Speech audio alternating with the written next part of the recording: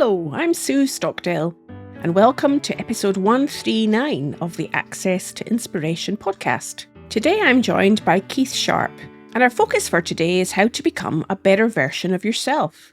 Now, given that Keith inhabits the world of high performance, I was curious to learn from him what are some of the principles and habits that he has adopted to get the best from the coaches and the leaders that he works with, who work with great Olympians. And these habits can be relevant for all of us in everyday life. I'm sure you're going to enjoy what he has to say, and as always, you can follow along with the transcription on our website at accesstoinspiration.org. Welcome to the podcast today, Keith Sharpe. How are you? I'm very well, thank you. I'm very well, and it's lovely to see you. It's really exciting to have you on the podcast today because since we last met running a co-coaching group together, you're now head of coaching and leadership development at British Cycling. Anybody watching the Olympics this year would no doubt have seen the successes that the cyclists had. So I'm curious to get into this high performance culture and the role of coaching in that, Keith. First, help our listener understand, how did you get on that career journey into high performance sport? I was one of those people that never knew what they wanted to do at school. So I kind of was on a bit of a treadmill from doing my GCSEs to go to college. And maybe at the end of college, I know what I want to do. And then at the end of uni, maybe I know what I want to do. And then I graduated, deliberately took a really, really low paid job that I didn't like for 6 months to make me think about what I wanted to do. I knew I loved sport. I knew I loved people. And after 5 months, I was like, oh, it's 6 months next month. I need to think about what I need to do. And it literally was as fortunate as opening the paper, because it was in the days when jobs were in newspapers. And I saw this really cool opportunity for a new UK Sports Institute. They were looking to develop a new program to support athletes. So I applied. I was really fortunate to have made the shortlist and got selected. And then I helped set up what is now known as Performance Lifestyle across the UK, where as a sportsman, the one thing that's inevitable in life is that you'll retire. The Performance Lifestyle team help people understand what it is they want to do when they've finished doing what they love. So I had a lovely few years doing that. I then took a bit of a break because I've been supporting people in the high performance world for a few years. And I thought, actually, if I need to challenge myself, I need to test myself in a different environment. So then I stepped out of sport. That's when I met you, Sue, back in those days. And then I worked in Whitehall for a bit, actually, understanding and seeing if my skills that I'd learned in that environment connected.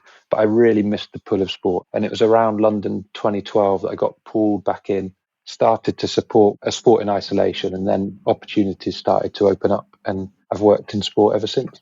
As you're describing that journey, Keith, it seems to me that curiosity plays an important role in your career choices. Curiosity is huge, yeah. I think to not be curious is to be dead. Genuinely, it's massive. I think we know that from kids, right? Kids always ask why.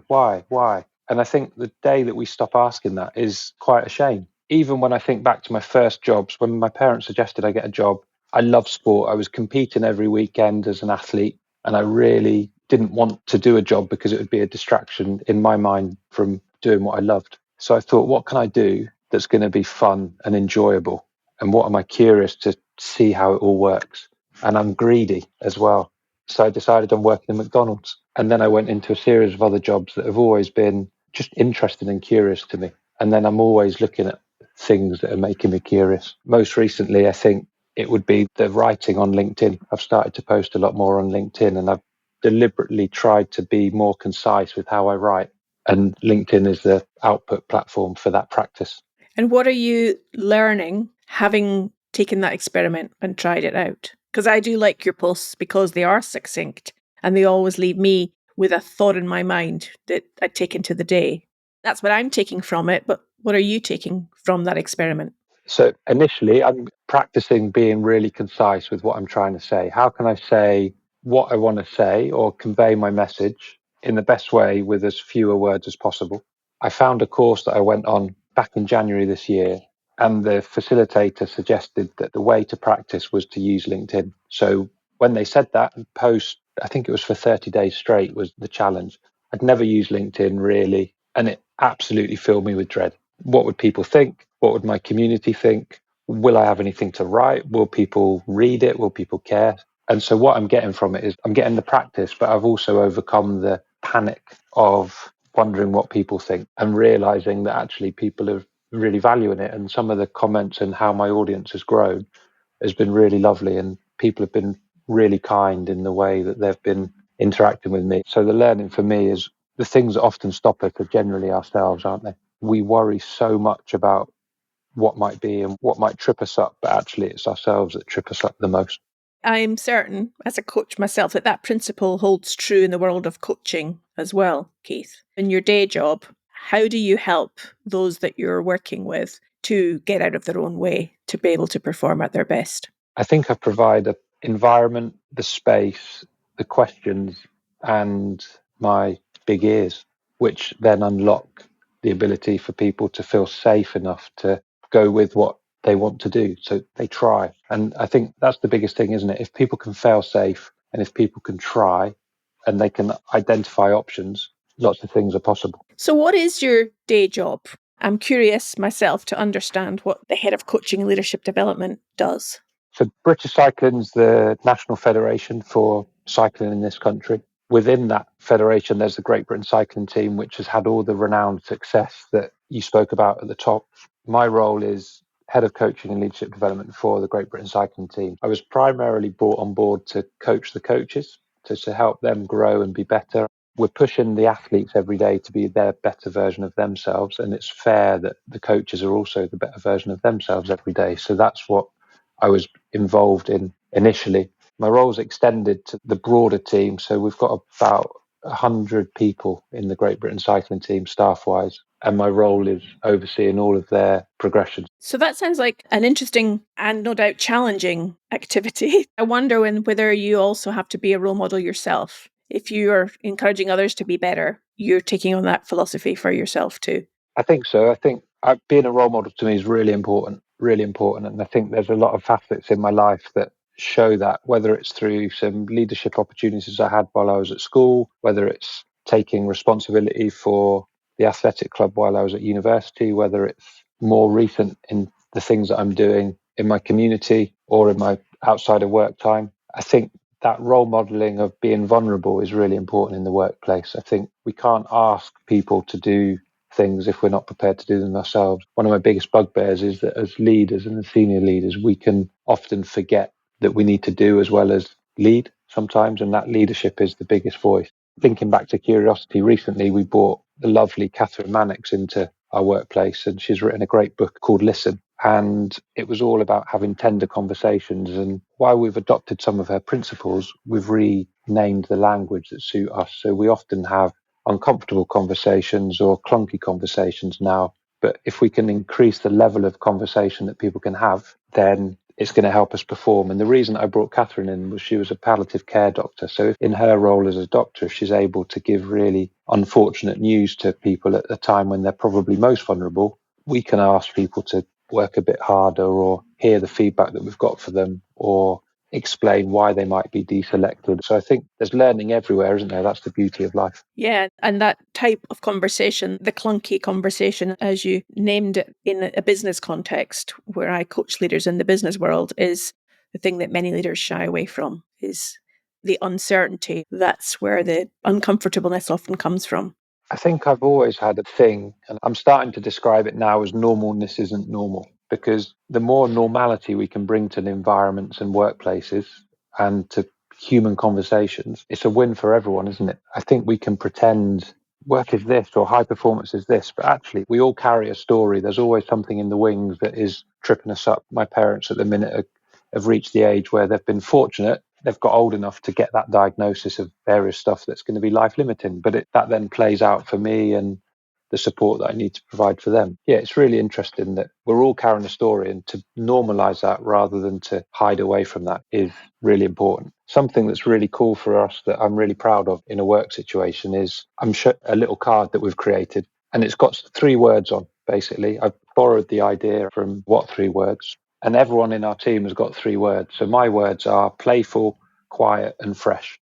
And the reason I've got those 3 words is the questions that I ask people is, how do you feel when you're flying and at your best? Describe that in 1 word. So for me, that's playful. When I'm not at my best, what would people notice about you? For me, it's being quiet. If I'm quiet and I'm humming, that's a real alarm call. And then what helps you get back to your best in 1 word?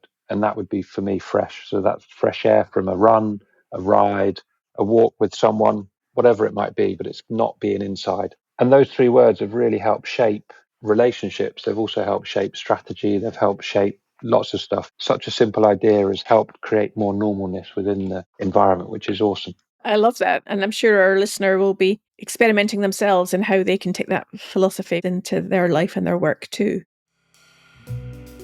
And if you're enjoying this conversation with Keith, then you can help us to keep producing more high quality podcast episodes. Because although this podcast is free to listen to, it's not free to make. And we put our own money into this venture because we want to bring more inspiration to the world.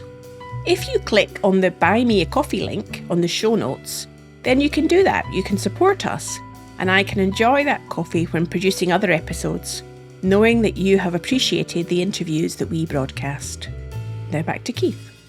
Given that the high performance environment that certainly we see on the television in terms of sport, it's win or lose, all or nothing, how do you then support the coaches to support the athletes to accept failure as well as success? I'm not sure if you've used the word failure deliberately there to trigger me, but I don't think there is failure. I think there's only learning, and we can do our best and we can choose excellence, and performance is the consequence. So how we navigate every day, we can choose how we want to be, how we want to respond to situations, how we approach situations. And if we choose a certain way, the consequence will be performance, in my mind. How do we deal with failure? We're in a big process at the minute of understanding what the performance is at the Olympics and Paralympics. And the question isn't, did we win or did we fail? It's, what can we learn from this context? What can we understand? We were hoping to do this. This worked on some levels. This didn't work on other levels, but let's understand it. We're not looking to blame or finger point. We're looking to understand so that we can be in a stronger position next time. I think if we think of failure and that self-talk that can have, it can really limit where we want to go and how we want to be as people. So I'm also wondering, in that sense, Keith, there's consequence. Funding, for example, is one consequence. A team or a sport not doing as well as they hoped. The same in business. Profits are down, people make a loss, redundancies, whatever it is, there's a consequence, which is sometimes, again, what people shy away from or find difficult to handle. When there is an outcome in a sporting context that is not what was hoped for or expected, how do you also help people to bounce back? Because if they've put all of this effort into trying to do their best on a given day, take the Olympics as an example, and it doesn't work out as one had hoped, how do the coaches and how do you help the coaches to support those people who are in that situation? It's a great question, Sue. I think it relates a lot to this normalness. If someone really close to you that you really love is going through a tough time and it hasn't quite happened or isn't the best scenario, how would you best support them? Would you shout? Would you point fingers and would you isolate? Or would you call them in, support, and potentially even hug and show some affection towards them? You'd probably go down that angle. And exactly that in a work situation for me is giving people the space, listening to people, supporting them, letting them express how they feel and how it was for them. We've had some examples even at the games this year where a coach had done everything they could have done to get to a point of performance, and the performance didn't quite happen. But at that point, the riders were in the race. The coach can't influence that when they're in that situation, but they'd done as much as they could. They'd invested as many years in that preparation. And in that moment, it's looking out for the human as a coach, as well as the riders that are maybe disappointed too. I think not hiding from the fact that disappointment is part of life and we can learn from it and grow. But the worst thing for me, and I think this is the environment that I came into and when I first got the job, was there was a real fear that if you didn't win, you might get the sack. And I remember an incident 3 months into my job where I openly shared a message with the team and said, look, please hit me with feedback. I've been here 3 months. You might love what you've seen. You might hate what you've seen, but give me some feedback to help me know how I'm getting on. I'd really welcome that. And the first message I got back from someone was from a coach. And they said, are you sure we can tell you what we really think? There won't be repercussions. And I was like, there's no repercussions because the only repercussion is that I'm going to learn and hopefully be better serving you. So I think always come from a place of unconditional support high challenge, high support, and it can be a real success. Such an important learning. Given that you are helping leaders to develop, what are you hoping to develop leaders into? Because these days we often have role models of leaders who are the heroic leaders, the loud leaders, the leaders that are charismatic. And I also think there are other types of leaders, and I'm curious to know what makes a great leader for you, Keith, in terms of what you're developing. I think it's being authentic. Some leaders may be authentic and be that heroic out front leader. I think understanding that you can lead from any position. Some of my coaches have recently been on a course where they were learning from horses and how to lead, and that might be leading from the front, leading from the side, leading from the back. There's different positions that you can lead in. Leadership isn't a one size fits all model, and working out and understanding what's most authentic for that person in their leadership role is the most important thing. The only slight add-on to that is we generally have two ears and one mouth. And I think the ability to listen over talking is so much more important. And I'll come back to that importance of listening in a moment or two, Keith. First, I want to just turn our attention to the role of inspiration. Given this is the Access to Inspiration podcast, and one of the things that we want to create is that pull energy so that people feel inspired to want to do something rather than pushed into changing. I'm wondering what role inspiration plays in your work. Inspiration is that curiosity for me. I really get inspired by high performance. The other day in the office, came out of a meeting room and some of our recent Olympic champions were there, and it's lovely. I'm so privileged to be able to know the people behind the medals. I think that's a really cool thing, and the stories. So high performance inspires me, but it's the people and the potential that people have that inspire me. And I remember Ken Robinson on his TED talk that I think all the world has probably seen, or virtually all the world. He spoke about Shakespeare having an English teacher. And that really resonates with me. I'm just a small boy from a town in Essex that has managed to navigate his way to where I am. We all come from somewhere and we can all go to somewhere. And I think that's the thing, that we've all got that inspiration. So I would really encourage people to trust themselves. I think really embrace curiosity, be playful, understand why, and then also ask people things, ask people for feedback without getting cross when it's maybe not what you want to hear back. And ask people for support as well, because I genuinely think more people are up for supporting you than knocking you down. And where do you get your inspiration from, Keith? Who inspires you? Or you were mentioning there that a program that your coaches went on and you picked some learning from that. I'm imagining you have to keep at the forefront of developments. I'm just wondering where you get your inspiration from. I think I'm always looking out for high performance, but I also like to look in non-obvious places. If I wasn't in the Great Britain cycling team, I think I'd look to think, who does high performance well? The Great Britain cycling team. But there's numerous examples where high performance happens and it's invisible. It might be the local food bank. It might be local hairdressers or whatever. It could be a great restaurant showing great customer service. Because for me, inspiration comes from people passionate about what they're doing and doing it really well. Well, I certainly agree with what you're saying there. Having the privilege to have conversations on this podcast, I love getting to the essence of somebody when their passion shows up in the conversation that we have together. I think that's magic. Turning our attention then, Keith, to the 2 ears and one mouth that you mentioned a moment ago. How do you use that philosophy outside of work? So about 3 years ago now, I started to volunteer with the Samaritans as a listener. There was a few reasons why I did that. Initially, it's something I learned about maybe 20 years ago, and I'd never had time in my life because of being either traveling or living abroad or just not being based in one place enough of the time to have the time to commit to it. I was always curious. I'd heard that their training and their support was fantastic. So I was interested to see what I could borrow from that environment and put into my work environment. And then thirdly, I feel it's really important to give back to the community that you're in. So I wanted to do something like that. And being able to listen at the end of the phones, not knowing who's going to call up, how we're going to help, and just being an ear for people is a really powerful thing. And you see the rawness, I guess, of the power of listening just in the shifts that I do. It's a really powerful thing to use silence more to help the conversation flow. You describe your philosophy as I help people and organizations be better tomorrow by supporting them today. And then you talk about continued betterment, kindness wins. Now, you've alluded to kindness, using that word so far in our conversation today. Why is kindness so important for you and how do you define it? My definition of kindness, which I'm really open to people challenging, is the willingness to be true. So I think that being that ability to be able to bring your best self and your normal self to environments is really important. So that's quite a vulnerable thing to do. But imagine if it wasn't a vulnerable thing to do and it was just normal. I think that would be awesome. So the willingness to be true is really important. The openness to listen.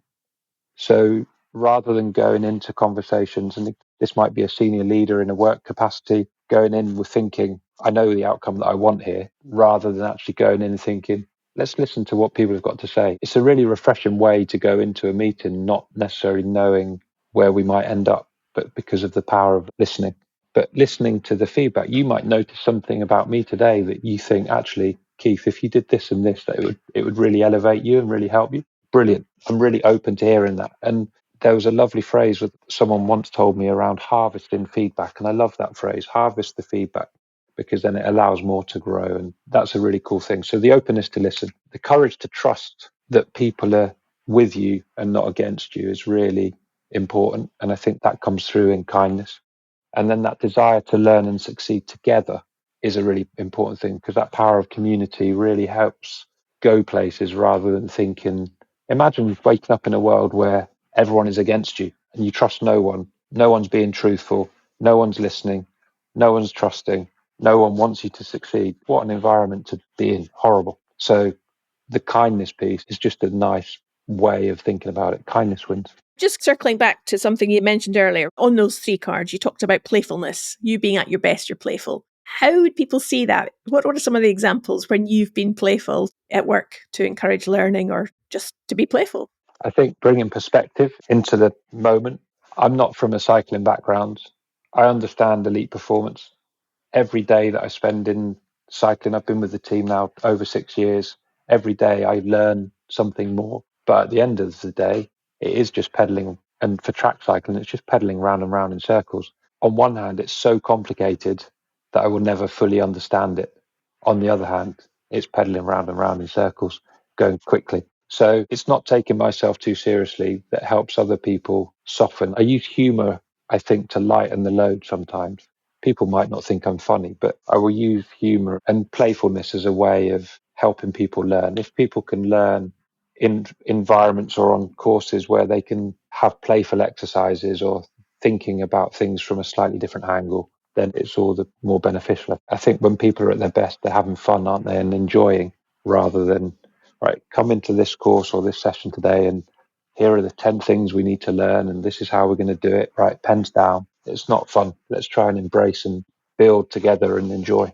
From what you're saying there, Keith, about playfulness, perhaps when we're playful, we're not introducing judgment. And it's the judgment and the self-critic that stops us being at our best. Yeah, exactly. In my head, we're just kids that are a bit older now. Clearly, with being an adult, there's responsibilities and there's the joy of everyday washing and unloading the dishwasher or washing up or hoovering or all of that fun stuff that we get to do as adults as a privilege. But it's almost my playfulness with the grumpiness of all of those chores and adulthood that has inspired some of my thinking. Like a few years ago, I did a drawing every day. I'm not a drawer. I posted on Instagram every day. It was just a bit of fun. It started out, but I actually learned so much about myself there. The first drawing that I did was just this really awful picture, and underneath it just said another day closer. And that was a phrase that I use with my wife sometimes after a day of drudgery of cleaning and washing and doing all of the fun things that we get to do in life. And it was like, oh, it's another day closer. And that was a little bit terminal in the way that I was thinking, but actually then you reframe it and think another day closer. It's another day closer to the goal that I want to go after, or it's another day closer to what we're aiming to do. It's really cool. There's a perspective to everything, isn't there? As we're having this conversation, Keith, and I'm really noticing your thoughtfulness with how you respond, you take time to think, or at least that's what I'm imagining you're doing, when there's a pause and there's silence. It's almost quite markedly different from some other types of conversations. That space and time to not just jump into the next thing, jump into one's response, is quite different. I'm curious to know whether you have developed that capability to slow down, to take time, to think and to be measured. You're almost embodying your essence of your LinkedIn posts, that say something but make it meaningful as opposed to saying a lot and losing the essence of the message? Yeah, what a question. I can always get better, that's for sure. I can always get better. Our communication matters, doesn't it, I think, and how we communicate matters. So I'm mindful that even on today's conversation with you, I've used a few fillers, and something that I will work with our coaches on is how are we communicating, because how we communicate matters and it makes a difference to performance. So often people will double question. Hi, Sue, how are you? How was your weekend? What did you get up to? Well, as the receiver of that, which question do you answer? If you say what you got up to, you haven't answered how you are. For you, I'd imagine, oh, I climbed this mountain. Okay. Oh, wow, brilliant. How was that? What was that like? And you lose the first question. So being really clear in how you communicate has huge ramifications. So I've really worked hard, I guess, or worked deliberately to communicate. I think the Samaritans work's been awesome in being able to have the time and the space to think, because people are at their lowest, they're calling you when they need you the most, and walking with them is a real gift. But saying the wrong thing, there isn't necessarily a wrong thing to say, but saying something that might not be helpful is not a great thing. I did some work with Toastmasters. I don't know if you know Toastmasters. I do. I don't think Toastmasters is used enough in the community of development for people. It's such an awesome way of developing. I went to Toastmasters maybe 15, 20 years ago, a couple of years, and I've sent so many people to it as a consequence, or recommended that they go to it to help develop them speak, how to develop them communicating. The club that I used to go to, you can't walk down a street and get more random people in a room together. But the beauty is that they really want to develop and they've chosen to be there. So Toastmasters, for people that don't know what it is, it's a worldwide global organization that's essentially a public speaking club, and people go to practice to get better. And I've seen people move from literally hiding at the front of the room, not wanting to talk, to being able to stand and deliver keynotes or small conversations in less than 6 weeks. It's really transformational, and that's helped. I guess other things that have done that supported that, Sue, and the irony isn't lost on me that you've asked me how to communicate. Is it deliberate? And I'm waffling on. The other thing was I did a mindful-based stress reduction course to explore how I could bring mindfulness into my coaching. So again, all of these little things probably have impacted how I am today. It's fascinating to get that insight as to how you've developed that skill, and maybe something for our listener to contemplate themselves. I'm just going to finally turn to the other outside of work activity, because who would have imagined that you would have co-founded a community beer club? What's that all about? I live in a lovely Yorkshire village, but it's quite a long village off of a road. And there's the pub in the village, like a lot of pubs up and down the country in the UK. When I moved into the village, it wasn't open. So I was new to the village. There was no pub. There's a village hall right next door to my house. And I thought, wouldn't it be wonderful if we could get some local brewery to come in, help us with the beer, maybe get a local food truck into the car park, and then we just put it out and see if people come. And fortunately, people have come and they love it. And we do it 4 times a year. And it's brilliant. It's for the community. Any money that we raise goes back into the local community. And it's just brilliant. Really cool. And you got that to look forward to this weekend, I understand. Yes, I have got it. And the power of community is even when you make mistakes, the community will support and show you some goodness. So I'm really happy to admit when I don't do things as well as I could do. And I think that's another thing that leaders and people in the business can really learn from, I think, is it's really important to own your mistakes. And I made the mistake in that I've not sourced the license for the temporary event notice for this beer club tomorrow night. So that could be failure.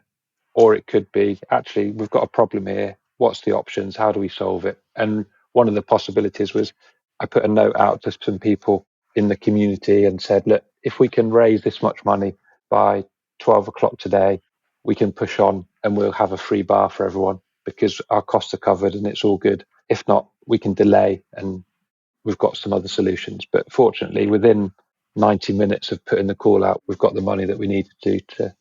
So it should be fun. It's a slightly different event tomorrow night, but yeah, it'll be good fun. Sounds like a lovely way to relax 4 times a year and enjoy the sense of community away from the workplace with a different group of people. So if continuous improvement is at core of what's important to you, Keith, what's next for you? What's your next challenge that you're setting yourself? The writing on LinkedIn is something that I've promised myself I would do for a year and then reevaluate after a year. So I currently write every day on LinkedIn. And if any of your followers want to look me up, that's where they can find me. I'm really happy to engage and hear what people thought of even this conversation. I'd be really welcome to feedback on that. The writing on LinkedIn is something I've just about to embark on being a mentor with Samaritans as well. So basically what that means is for new people coming into the volunteering and the listening, that they have a mentor after a first little bit of training. So I will help them get comfortable enough to take calls. We don't put anyone on the calls that isn't comfortable and ready and feeling confident. So that's something that I'm really looking forward to. You know that I've done a lot of mentoring in my time, but it's just a slightly different role in a slightly different environment, which is quite cool. And then in a work sense, there's a really exciting project which I'm not allowed to talk about, but that's coming on board, which will mean that my work is not only benefiting GB cycling team, but it's benefiting some other sports in the UK, which is awesome as well. Sounds wonderful, and we'll watch this space and see what evolves over time, Keith. Finally, in that inimitable, succinct style that you have, if you were to summarise what you hope a listener will take away from our conversation today, what do you think has been the key message that you want them to leave with? I'd love them to believe that whatever it is that they're thinking about or hoping that they can do, they can do. Trust yourself. You can do it. You can fluff your feathers and you can give it a go. And if you're not sure, you can always ask someone for some help on that journey to get you kick-started. And that might be a friend, a family member, or a professional coach, or whoever it might be. But yeah, trust yourself, back yourself, and most importantly, seek out stuff that makes you have fun. Wonderful. Well, thank you so much for your time today, Keith. You've made me think as well in our conversation. It's been lovely to reconnect with you again, and I wish you all the best in these endeavours as you continue on. Thank you. Cool. Thank you for the opportunity. Well, thanks to Keith for his wisdom and insights today. I'm going to try out that 3 words approach that he mentioned. I also recommend episode 29 in the series, where I spoke to Barry Fudge about the world of high performance in athletics. And you also might enjoy episode 62, where Janine Canham draws parallels about leadership in business and being an endurance athlete. We now have more than 130 episodes, ranging from business and sports to the arts and social change. And you can listen to them all if you head on over to accesstoinspiration.org. Finally, please just share this episode with one other person that you think would appreciate listening to it. That way you can help us to reach new people and to continue changing the world one story at a time. Next week, I'll be speaking to Pamela Bisson from Quebec, who is inspiring young people to become more conscious citizens. I hope you can join us then.